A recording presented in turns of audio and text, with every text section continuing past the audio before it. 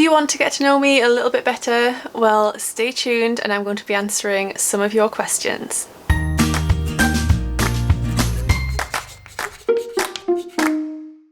Hi everyone, welcome back to my channel. My name's Tamlyn and this is Sewn on the Tyne, and I'm here today with part 1 of my Q&A video series.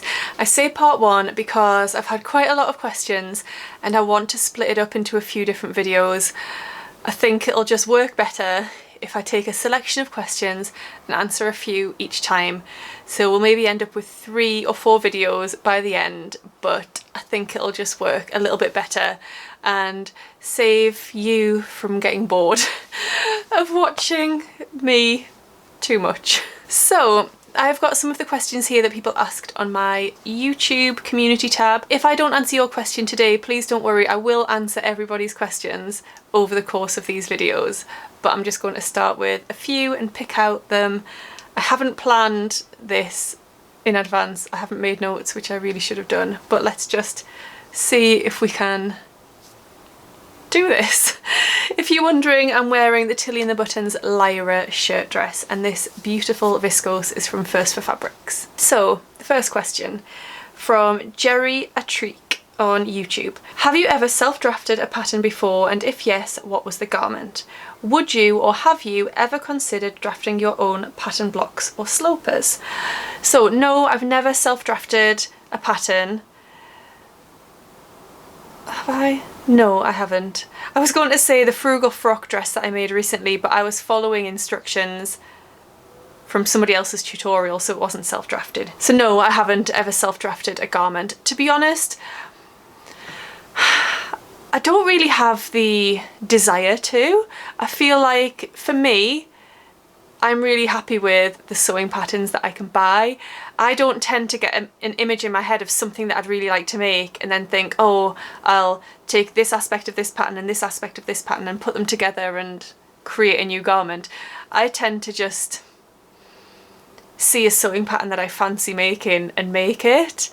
I don't know what that is. Is that me not being very creative or imaginative? I'm not sure, but I think I'm just happy with the amazing range of patterns that are out there, and I think there's always going to be something for me from one of the pattern companies that I want to fit my needs. So I haven't felt the need to self-draft, and to be honest, I'm not sure I will at any point in the future. It's not something I really desire to do, so it's not that I'm against it. I would consider possibly drafting my own pattern block at some point, because then it would mean that, you know, it really fits me well. But I think as well, over the past couple of years, my body's been through so many changes that I'm still not at a point where I'm a consistent shape and size. So my measurements are changing constantly, so I'm not going to go through the process of creating my own block to my own measurements when they change quite frequently as well. I hope that kind of answers that question. No, I haven't, and no, I probably don't plan to, but great that people do. Nothing against people doing it at all. It's just not really something that I've thought about or particularly desire to do. Does that sound really bad? I hope not. Tracy Meads says, pre-sewing, what was your favourite ready-to-wear label? Does what you sew reflect a similar style? I don't really think I had a particular ready-to-wear label that I used to buy from. To be honest, before I started sewing, I was really into the gym and exercise. I mean, I still am, as much as I can be, but most of what I wore pre-sewing was probably gym wear and sportswear. So in terms of that, what I liked to wear was a brand called Gymshark. Most of what I had was from Gymshark, and also Nike. Or Nike. So that's mainly what I wore. In terms of more going out clothes, I guess, I would tend to buy from high street stores like Topshop, River Island, Warehouse, Miss Selfridge. To be honest, this is something I've thought about quite a lot recently, is style, and the fact that I don't feel like I have a style, and I don't know if that's a bad thing or if it's just that I don't know my own style. I think there's some people you can look at them and think they have a really identifiable style, and I can see a sewing pattern or something in a fashion magazine and think, ah, that would suit so and so, that's their style. I don't think I have that, and whether that's just because I just like a bit of everything or because I don't really know myself and my own personal style, I don't know. Does anyone else feel like that? Please do comment down below and let me know, because I don't know if I should be trying to discover my personal style and what I really enjoy wearing and what suits me. Yeah, do let me know your thoughts on that, because it is something I've been thinking about recently. I even googled how to find your personal style, and I don't know whether it's something that I should be doing and should really be focusing in on a particular style for me, or whether it's okay to just like a bit of everything depending on what my mood is. Do let me know. Right, Claire Denman has asked, I would like to know, do you document all your makes on YouTube and Instagram, or do you select a few? To be honest, I think I pretty much document them all. There's nothing that I hide away, like, deliberately. Occasionally in my end of month YouTube makes roundups, if I think it's going to be too long a video, I might miss out a couple. If, for example, I've made the same garment 3 times in different fabrics, I might not show them all just for time reasons, but I don't think I've ever deliberately not shown things for any particular reason. So yeah, I would say that I do document and show everything I make on Instagram and YouTube.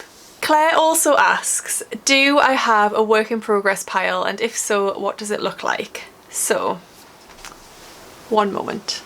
So yes, I do, and I've just grabbed the things that are in it and I'll talk you through them.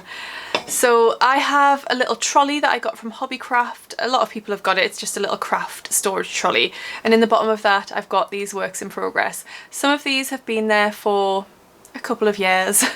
Some of them are more recent. So let's find the oldest one. I think this is the oldest one. This is... Can I even... Like, I don't even know where I was up to. This is the Jennifer Lauren Sorrel dress. It made in this Dashwood rayon. I was making this as part of the Swap Share Sew challenge a couple of years ago, run by Jane from Loopy Mabel's Closet and Rosie, Rosie Sews Modern Vintage.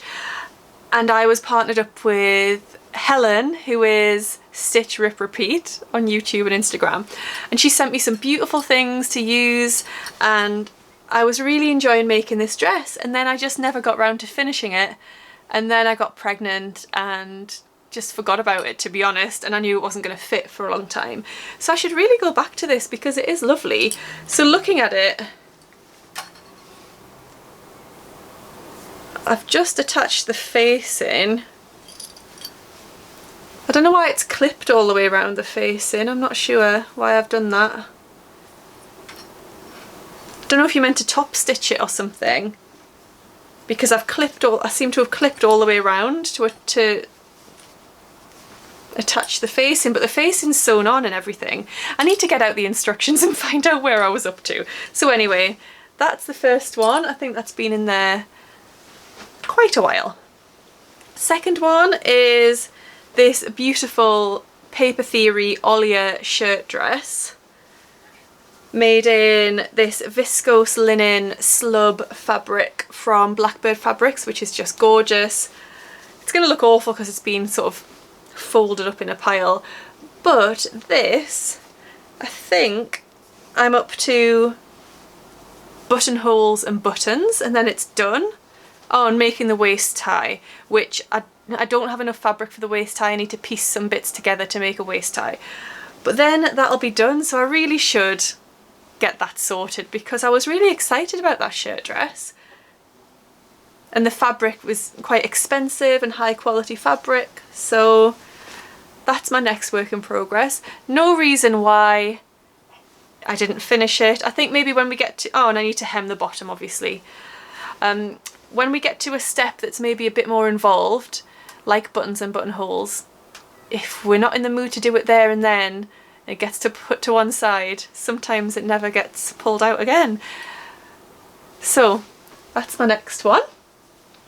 Then this is the Tilly and the Buttons Alexa jumpsuit. If you've watched a few of my videos, you will know that I got really far with this, but then I got to doing the sleeves, hemming the sleeves, and I really stretched this sleeve out. So somebody in the comments actually did suggest just steamy pressing it with the iron, which I still haven't done. So I might give that a go and see if that works. If it doesn't, I'm just going to shorten the sleeves. Or I could put a little bit of elastic in and just make them a little bit poofy. I could do that as well. I do think that this will be a little bit big for me now because I made this not long after having my baby. So it's probably going to be too big anyway, but it'll be comfortable and slouchy to wear around the house. So I should really get that finished. So that's the Alexa jumpsuit. Not much left to do on that at all. It's just hemming. Oh, and I think buttons and buttonholes on that one as well. Have I done the buttonholes? I've done the buttonholes, but I haven't sewn the buttons on. So yeah, just hems left to do. Then you'll notice a theme here. This is the I Am Patterns Irma shirt dress made in this incredible retro floral viscose from Rainbow Fabrics. Oh, you know what I've just noticed? It's got a click running through it. I think that's a cat because that wasn't on there before. Hopefully the fabric's busy enough not to notice that, but it's got a pull running through it there. I think one of the cats has clawed it. Oops. Right, so hem left to do, and oh, it's got buttonholes. I just need to sew the buttons on. The sleeves are done. So sew the buttons on and hem it is all that's left to do on that one. I need to just have a session, don't I, where I do all my buttons and sew them all on, and then I'll have all these lovely garments to wear. And then the last one is this Friday Pattern Company Adrienne blouse, which I'm up to the point of hemming the bottom, inserting the elastic into the sleeves, and then that one will be done. I don't know why I've put that one off, to be honest. I think I'm just busy doing other things and working on projects for different companies. For example, like this one was for First for Fabrics, and I've got my Lamarzi blog, my Felicity Fabrics blog, my Sew Hayley Jane tutorials. So I've got things which are commitments, like work, I suppose, whereas this is just pleasure for me. So that's put to one side until I get all of my other commitments done. So yes, that is my work in progress pile and the reasons why I haven't finished off those garments. What is your work in progress pile like? Do you work on one thing at a time and finish that before starting anything else? Or are you like me and have a few things unfinished? Do let me know. So the lovely Angela from Devon Thread Tales says, do you feel like your personal style has changed since sewing, and if so, do you think that's because of sewing, or do you think your style has / would have evolved anyway? So I think I kind of answered this a little bit before about personal style. I'm not really sure. I've got a style. Over the years my style has changed many times anyway. So, you know, when I was a teenager I went through that phase of being into, you know, quite heavy rock music and wearing very heavy black eyeliner, and you know, that stage that a lot of people go through. I still love that kind of music, but I don't dress in that style anymore. I can't really say I've ever had a style. I think this sounds really bad, like I'm unstylish. I think in terms of sewing, what sewing has enabled me to do is find fabrics that I really love and pair them with garments that I want to. So for example, I might in a shop see a pair of pyjamas made in a fabric that I love, but I think, oh, I would really like to wear that fabric as an actual garment that I could wear out of the house. But sewing gives you that ability, so you can pair a fabric that's probably aimed at children with a garment to wear for yourself, or a fabric that would usually be used for a really formal dress, and you can make yourself a really luxurious dressing gown or pair of pajamas out of it. So sewing gives you that ability to mix and match fabrics and garments in whichever way you want to. So it gives you a bit more freedom. I think that's what sewing has given me, is more freedom to explore different styles and different fabrics and pair them with different patterns. Hope that makes sense and has answered your question a little bit. I think having a baby has probably also changed my style, because when pregnant and then, you know, post having my baby, and also because of COVID, lockdown, comfort has really been key for these last couple of years. Stretchy, comfortable clothes. So I think that has altered my style and what I wear. And now, maybe I should find a style. Oh, who knows?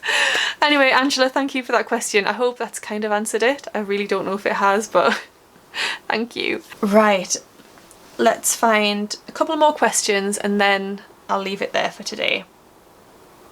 Right, Rebecca has said, do you have any fitting issues or pattern adjustments you regularly make? You make sewing well-fitting clothes look really easy. Oh, thank you. To be honest, I don't regularly adjust patterns. One thing I have discovered, I think since having a baby and my chest area changing, is that I should really move bust darts and I should check them more often.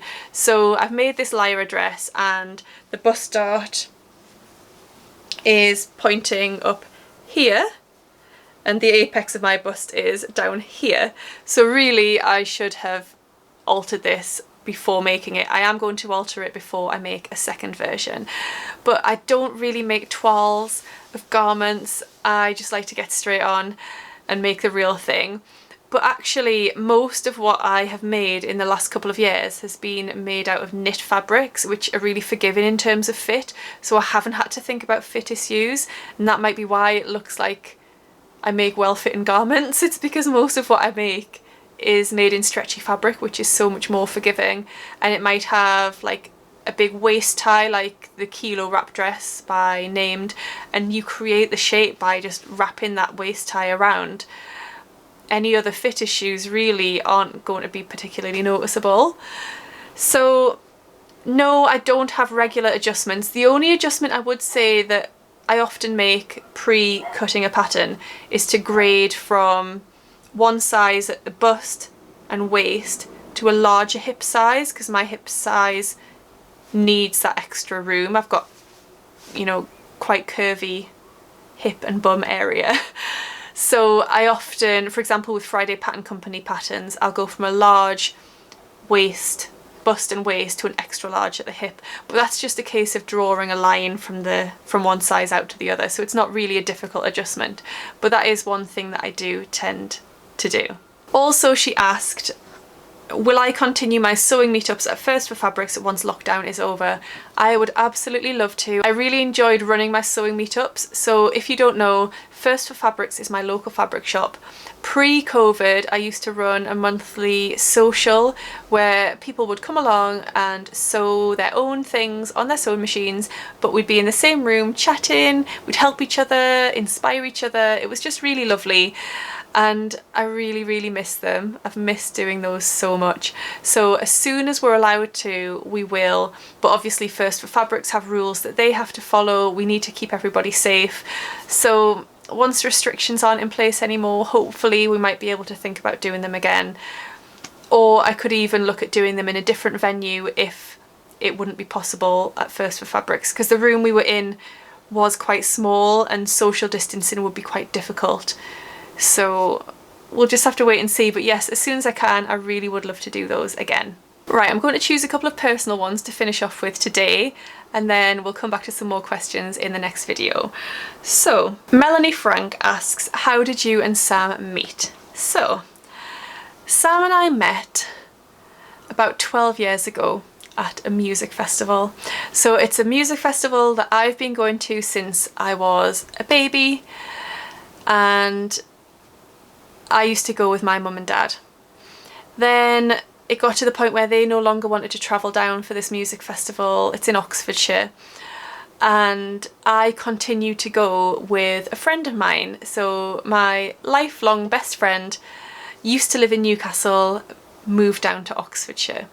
So I continued to go down to this festival with her throughout my teenage years, and then as a young adult as well. So I was at this festival about 12 years ago with my friend Holly, and she introduced me to a group of her friends that she knew from Oxfordshire, and one of them was Sam. So Sam and Holly had been friends for a long time because their dads are both musicians. So they'd been friends since they were very, very young. I'd been friends with Holly since I was very, very young, but Sam and I had never encountered each other before, and we met and we got chatting, and the rest is history. We didn't actually get together and become a couple until about 1.5 years after that, because Sam lived down south, I lived in the north. Things got in the way, but we kept in touch, and then we finally were able to meet up again in 2010. We met up, we had a date, and we've been together ever since. So that's how Sam and I met. Then Lynn, hi Lynn. Lynn says, now you have Taylor Apollo, and she says, cuteness overload. Thank you, he is adorable. He's so cute. How do you carve out me time? I know you do CrossFit and like to read as well as finding time for sewing. You also have a husband and a home to run. How do you do it all, or has something had to give? Well, I know sometimes maybe to an outsider it looks like I get lots of things done, but I don't. Things definitely do have to give, but I also know how important me time is, and Sam knows that as well. So Sam's really good at helping me to have some me time. He really makes an effort to make sure that I do get time to myself where I can do something like go to CrossFit. In terms of sewing, I only really get sewing done when my mum's here. So my mum comes and helps to look after Taylor a couple of times a week. So in that time I get some sewing done, or once Taylor is in bed. So he goes to bed anywhere between 7 p.m. and 8 p.m. So I do try and get a little bit of sewing done after that, but I need to go to bed by about 10 because I'm always tired, and I like to spend some time with Sam first as well, and maybe watch a bit of TV. So there's not a lot of time to squeeze everything in. CrossFit, I like to go 3 times a week if possible, maybe more, and I squeeze that in when Sam finishes work. So I'm quite lucky in that Sam is still working from home, so when he finishes at 4:30 he's here, he doesn't have to then commute, so I can then hand Taylor over to Sam and I can dash out of the house and get to the gym by 5 o'clock to do CrossFit from 5 until 6, and then I'm back home in time to do the bedtime routine. I love to read. Yes, I do squeeze in reading time where I can, but a little tip, quite a few people have said, how do I find time to read? I actually download the audio book of whatever book I'm reading as well, so that I can read the real book when I can, but I can listen to the audio book often as well. So I try and walk Taylor every day, so I listen to the audio book in my headphones while he's napping in the pushchair. Or if I'm doing a bit of sewing, I can be listening to the audiobook as well. So sometimes people say, oh, you read really quickly. It's because I'm actually doing a bit of both. So I'll read some, but then I'll listen to some chapters. I also listen to it before I go to bed as well. So when I turn the lights off to go to sleep, I put the audiobook on a timer, so it'll time out after 15 minutes. I'm usually asleep by then. So that's how I fit in time to read. So yes, in conclusion, it is really difficult to find time to do everything, and I don't get an awful lot done. This Lyra dress took me 2 weeks to sew because, well, A, lots of things went wrong when I was making it, but B, because I'm snatching little bits of time here and there. It's really not easy, and I hope people don't look at me and think, wow, she makes it look really easy, she gets so much done. I really hope people don't think that, because it's not the case at all. I try to fit in whatever I can here and there, but I do have a very supportive husband and a very supportive mummy that help me get things done, which is great. I appreciate them so much. Right, I'm going to leave that there for today because I've answered a few questions. Hopefully that's given you a little flavour of some personal stuff and some sewing related stuff, and like I said, I've got lots more questions to answer, so if yours wasn't answered today, don't worry, it will be in video number 2 or 3. Hopefully it won't go on to a 4th video, but we'll see. Thank you so much for watching. I hope you've enjoyed it, and subscribe and hit that like button to see more from me and show me that you enjoyed the video. Did that make sense? Anyway, thank you for watching. I hope you're all well, and I'll see you again next time. Happy sewing. Bye. Oh, what am I talking about? This is going really badly.